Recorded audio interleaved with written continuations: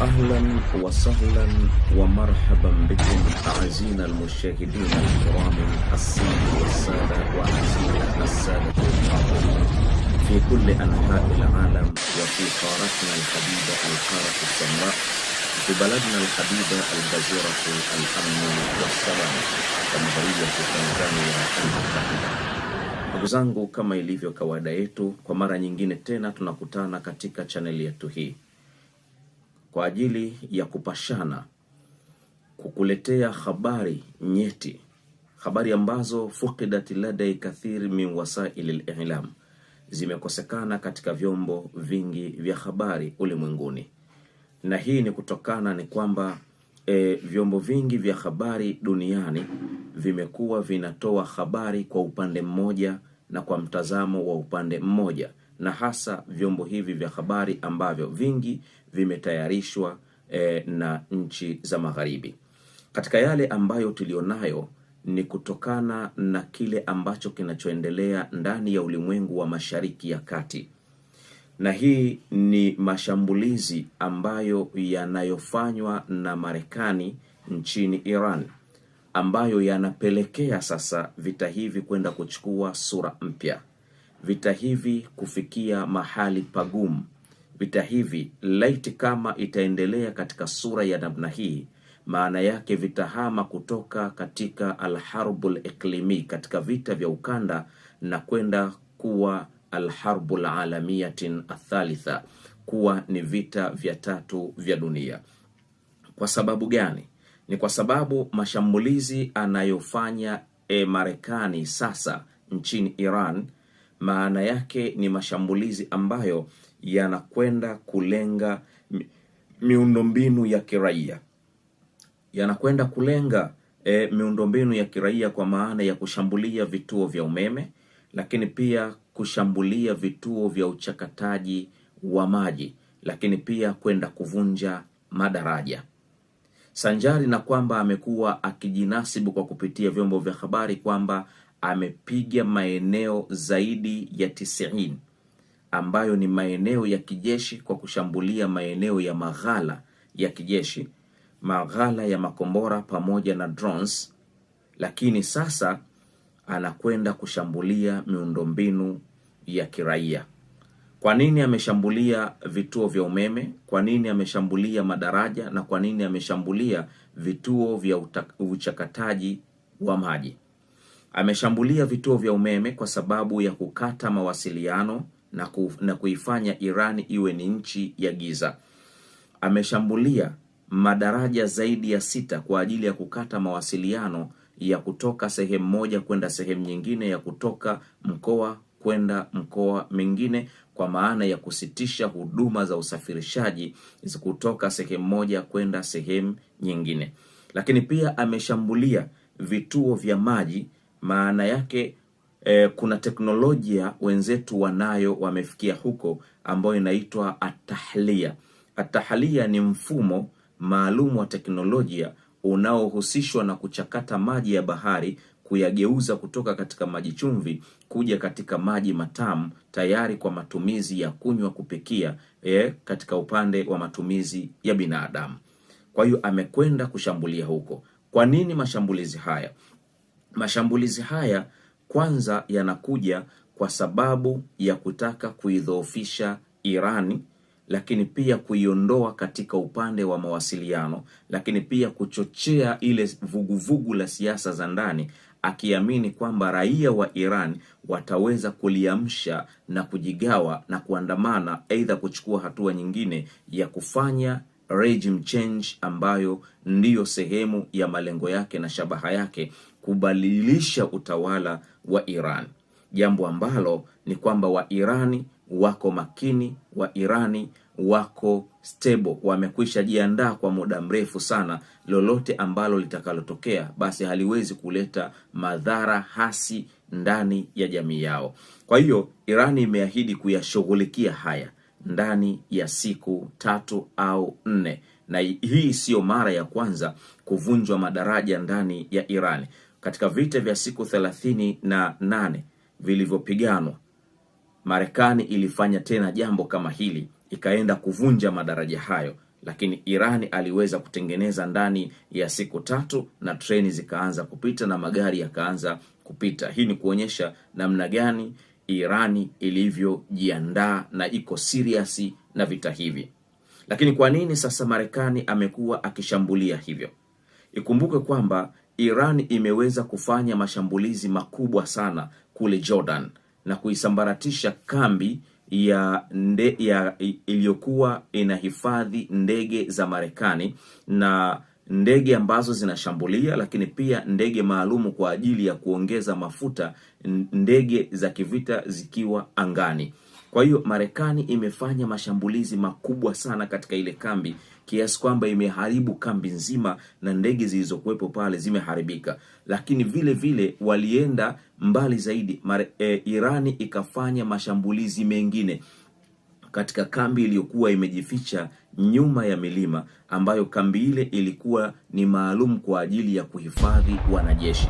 Kwa hiyo imekwenda imeshambulia pale, na mpaka sasa idadi maalum ya wanajeshi waliopoteza maisha bado Marekani anaificha. Kwa maana nyingine hataki kutoa takwimu ya wanajeshi waliofariki kule, lakini kuonyesha kwamba ni jambo ambalo limemuumiza sana Rais Donald Trump ni pale alipoamua kusema kwamba Irani انفجارات في إيلات بعد ضغط جوية لاعتراض صواريخ إيرانية. تستمر الاشتباكات مع تصاعد أعمدة الدخان من المدينة. Ndio hiyo ameamua kwenda kushambulia miundombinu hiyo. Lakini hii pia inabeba falsafa nyingine kwamba anataka kuilazimisha Irani kuingia katika makubaliano anayoyataka yeye ya kutaka kulifanya lango la Hormuz kuwa chini ya himaya yake, jambo ambalo Irani amekwisha sema kwamba haiwezekani kukubaliana na mtazamo huo. Sasa mwisho wa siku hii inaleta tafsiri halisi kwamba Marekani vita hii imemkalia kooni, Marekani vita hii imemkalia vibaya, Marekani vita hii kiuhalisia hasa ni kwamba hawezi kutoboa kwa njia yoyote ile. Ndio maana ameamuru sasa ameamua pia kule kwake kuwaondoa baadhi ya wakuu wa jeshi aliyowaweka mwezi wa 4. Ikiwa mwezi wa 4 kuna ambao waliwatoa kwa kukinzana naye kutokana na hatua ambazo alizokuwa anataka za kwenda kutumia nyuklia, akawaweka wengine, akawataka vile vile wampe idhini kwa ajili ya kwenda kutumia nyuklia, na wenyewe wamemkatalia, amewatoa na amewaweka wengine. Hii yote kutafuta namna ya ushawishi ili waweze kuruhusu kwamba atoe idhini ya kwenda kutumia nyuklia, na wao wanamwambia wakati wa kutumia nyuklia bado, lakini pia hasara itakuwa ni kwetu sisi kwa sababu tunachotaka kwenda kukifanya ni kwa ajili ya maslahi ya Marekani. Sasa tutakapokwenda kutumia nyuklia, maana yake bado hatutokuwa tumefikia malengo yetu. Ndio maana sasa utaona Rais Donald Trump anaitaka kuitoa vita hii kuwa ni kutoka katika harbul iklimi, katika vita vya ukanda, kwenda katika harbul alamia thalitha, kwenda katika vita vya 3 vya dunia. Ni pale ambapo ameanza kumhusisha na kumtisha Mchina pamoja na Mrasia, wakiamini hawa washirika wawili ndio wanaotoa sapoti kwa Iran na hatimaye kuifanya vita hii kwake kuwa ni ngumu na kushindwa kufikia targeti yake. Kwa hiyo amekuwa anaongea kwamba anataka kudeal na Mchina, anataka kudeal pamoja na Mrasia. Swali linakuja, je, ataweza? Ikiwa Iran inamtoa jasho, lakini wakati huo anataka kuilinda Israel, anataka kuilinda Qatar, anataka kuilinda Jordan, anataka kuilinda Emirates, anataka kuanzisha mapambano mapya baina yake yeye na Mchina pamoja na Mrasia. Je, ataweza? Ndugu yangu katika comment tunataka maoni yako. Je, Trump ataweza? Ikiwa kama Irani inamtoa jasho mpaka sasa, inamtoa kamasi mpaka sasa, je, ataweza? Ndugu zangu, vita hivi vinazidi kutanuka na kuingia katika hali mbaya zaidi. Kwa nini? Kwa sababu mrejesho wa Irani umekuwa ni hatari zaidi na wenye madhara makubwa zaidi kushinda mashambulizi anayoyafanya Marekani. Iran imeweza kufanya mashambulizi makubwa zaidi nchini Saudi Arabia kwa kushirikiana pia na Wahouthi kwa kutumia makombora ya ballistic missiles.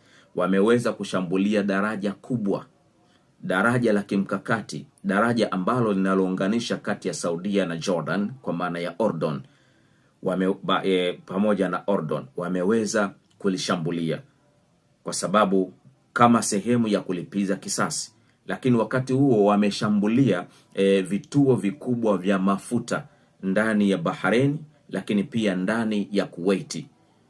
Umefahamiana vizuri, vituo vikubwa vya mafuta, lakini pia wameshambulia na wenyewe kituo cha maji cha kuchakata maji kutoa katika maji masafi, maji chumvi kuja katika maji matamu kwa maana ya matumizi ya binadamu, na wenyewe pia wameshambulia. Lakini pia wameshambulia Kuwait, kituo kikubwa cha kuzalisha umeme, pamoja na Jordan wameshambulia. Lakini kituo kikubwa cha mambo ya usafirishaji kule Qatar na chenyewe pia kimeshambuliwa. Lakini kuonyesha kwamba mashambulizi ya Irani ni makubwa mno, sasa wanajielekeza, wameshatamka wanajielekeza kwenda kushambulia miundombinu ya makampuni makampuni ya Kimarekani yaliyowekeza katika nchi hizo za Mashariki ya Kati. Ndugu zangu, niliwaambia dalili pekee inayoonyesha kwamba Irani ni taifa kubwa, Irani ina nguvu pekee za kijeshi ni kwenda kupigana na mataifa zaidi ya 5 kwa wakati mmoja, kwamba anafanya mashambulizi Jordan, anafanya mashambulizi Kuwait, anafanya mashambulizi Ordon kwa maana ya Jordan, anafanya mashambulizi Bahrain, anafanya mashambulizi Qatar, na wakati huo anafanya mashambulizi Israeli. Hii ni kuonyesha kwamba Irani vita hivi alijiandaa kwa muda mrefu sana. Sasa Pakistani ambaye alikuwa ni msuluhishi mkubwa anayetumiwa na Marekani kufanya negotiation baina ya Marekani pamoja na Iran, na yeye amekasirika, anataka kuingia vitani kwa lengo la kuisaidia Saudi Arabia.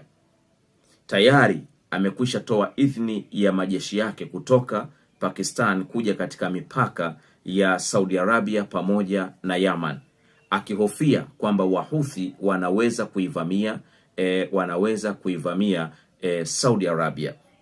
Na hii ni kutokana na nini? Kutokana na mashambulizi makubwa ambayo Houthi ameyafanya kwa kupitia makombora ya ballistic kwenda kushambulia uwanja wa Al-Haba. Lakini pia wanajiandaa ikiwa kuna mrejesho wowote wa mashambulizi kutoka Saudi Arabia kuja Sanaa, basi wamesema watakwenda kulipua uwanja wa ndege wa Doha, lakini pia kwenda kulipua uwanja wa ndege wa Riyadh. Ukumbuke huko nyuma, baada ya Saudi Arabia kuona kwamba ulinzi aliyokuwa anaupata kutoka Marekani haumnufaishi chochote isipokuwa ni hasara na kupoteza pesa, aliamua kwenda kufunga mkataba maalum wa kiulinzi pamoja na Pakistan. Sasa huu ndio unamfanya Pakistani aweze kuingia, na amesema kwamba iwapo Irani mtaendelea kushambulia Saudi Arabia, basi yeye ataingia vitani. Majibu ya Iran yamemwambia tunayo makombora ya kufika huko ambako uliko. Maana yake, taswira yake ni nini? Maana yake ni kwamba Irani imejiandaa na vita hivi kwa kuamini kwamba nchi hizi baadaye zitamgeuka. Ndio maana alijiandaa na vita hivi kwa muda mrefu sana. Sasa baada ya Rais Donald Trump kubadilisha viongozi wa jeshi na kuingiza wanajeshi wengine na kutaka idhini ya kutumia nyuklia, ikiwemo kutoa ruksa ya nyambizi nyambizi ya nyuklia kwenda katika karibia na lango la Hormuz, nini ambacho kilichotokea? Kupitia mkuu wa majeshi mstaafu wa Iran amemwambia Rais Donald Trump kwamba tuna uwezo wa kukuua ndani ya White House, na hii ni kutokana na uzinduzi wa kombora jipya lina uwezo wa kufika mpaka Marekani, kwa sababu kutoka Irani kwenda Marekani ni zaidi ya kilomita 13,000. Kwa hiyo na wenyewe Irani wamezindua kombora jipya ambalo linaingizwa katika matumizi ya vita, linaingizwa katika uwanja wa vita, ambalo lina uwezo wa kufika mpaka Washington, lina uwezo wa kufika Marekani, kwamba wewe kuwa kwako Marekani bado hauko mbali na Iran. Tukiamua wakati wowote tuna uwezo wa kukufikia. Tazama namna gani Irani walivyokuwa wamejiandaa kwa muda mrefu. Lakini wakati huo Rais Donald Trump bado anaendelea kujisifu kwamba wameteketeza, anatengeneza propaganda kupitia vyombo vya habari kwamba ameteketeza 85% ya maghala ya silaha ya makombora ya ballistic, lakini pia makombora mengine pamoja na maghala ya drones. Lakini Iran inazidi kumuonyesha kwamba mashambulizi yote anayoyafanya bado hayajaleta matokeo chanya. Bado hayajaleta matokeo chanya. Wana mzigo wa kutosha na mzigo mwingine bado haujaingia katika matumizi ya vita. Tazama namna gani Iran ilivyokuwa imejiandaa kwa muda mrefu. Ndugu zangu, vita ni mkakati, vita ni akili, vita ni fikra, vita ni mipango, vita ni shabaha. Unaweza ukawa wewe una nguvu kubwa sana, lakini mwisho wa siku ukashindwa kuitumia. Kwa hiyo Marekani bado anashindwa kujua wapi ashike, kwa sababu vita hivi vimemkalia kooni, na uhalisia kuonyesha kwamba vita hivi vinamshinda ni pale ambapo anapokwenda kushambulia miundombinu ya kiraia. Lakini pia mashambulizi makubwa ameendelea kuyafanya kule Israel. Na hii ni kwa sababu Israel bado anaendelea kufanya mashambulizi nchini Lebanon. Katika mikataba waliowekea, katika makubaliano waliowekeana ya usitishaji wa vita, ni pamoja na Israeli kutoishambulia Lebanon.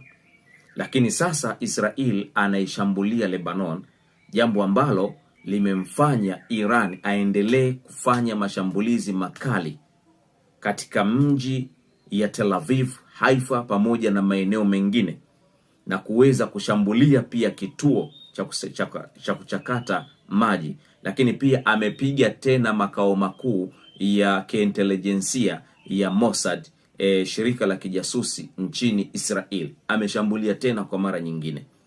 Lakini ubalozi wa Marekani nchini Iraqi umeshambuliwa vikali mno na kusambaratishwa. Hii ni kwa sababu gani?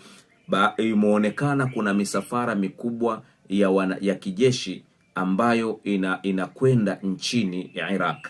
Maana yake ni nini? Maana yake ni kwamba lengo lake ni kuja kuandaa sasa jeshi la miguu ambalo litakalopitia katika mipaka ya Iraqi kuelekea kuivamia Iran. Sasa majibu ya Iran baada ya kuona misafara hiyo, ameweza kusambaratisha ubalozi wote wa Marekani nchini Iraq. Hii ni kuonyesha kwamba, au anatuma salamu kwamba popote mlipo mimi nipo, na popote mlipo ninaweza nikawafikia kwa namna yoyote ninayotaka mimi. Tazama namna gani Iran alivyokuwa jemedari bingwa. Tunasema kwamba tumempokea Korea Kaskazini mpya ndani ya Mashariki ya Kati. Baadhi ya watazamaji wanasema kwamba tunatangaza habari zetu kwa kupendelea. Ndugu zangu, sisi hapa hatuko katika kupendelea. Tunataka ninyi mfahamu uhalisia wa mambo namna ulivyo, tofauti na mnavyodhania au tofauti na mnavyotazama vyombo vya nchi za magharibi. Lakini pia kutaka kuzinduana kiakili kwamba wenzetu wamefikaje hapo walipo, kwamba tangu mwanzo wa vita mpaka hapa walipofikia hatujapata kusikia kwamba wamepokea au kuomba msaada wa chakula. Hatujapata kusikia kwamba wameomba msaada wa madaktari au dawa. Hatujapata kusikia. Hii ni kwa sababu gani? Yaani pamoja na vikwazo walivyonavyo kwa muda mrefu, lakini bado wamejiwekeza katika upande wa elimu, upande wa uchumi, upande wa chakula, yaani chakula kwao hawawazi. Upande wa afya, hospitali zao haziwazi dawa, haziwazi madaktari. Tofauti na nchi nyingi za Kiafrika, pamoja na kwamba tunajinasibu tuko huru, lakini tazama leo kuna baadhi ya nchi raia wanapata tabu kwa kujipatia chakula cha mchana. Raia wanapata tabu kwa kukosa huduma maridhawa hospitali, wanapoteza maisha.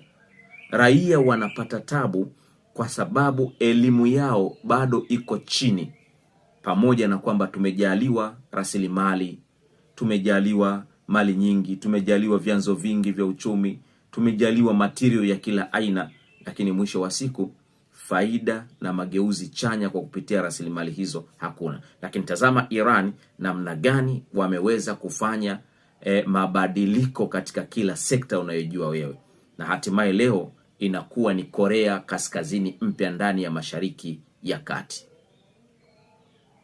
Ndugu zangu, vita ni mipango na vita ni mkakati. Lakini kwanza vita ya kuimarisha akili, fikra, ndiyo ambayo itakayoleta mageuzi yote tunayoyataka ndani ya mataifa yetu ya Afrika. Assalamu alaikum wa rahmatullahi wa barakatuh wa shukran.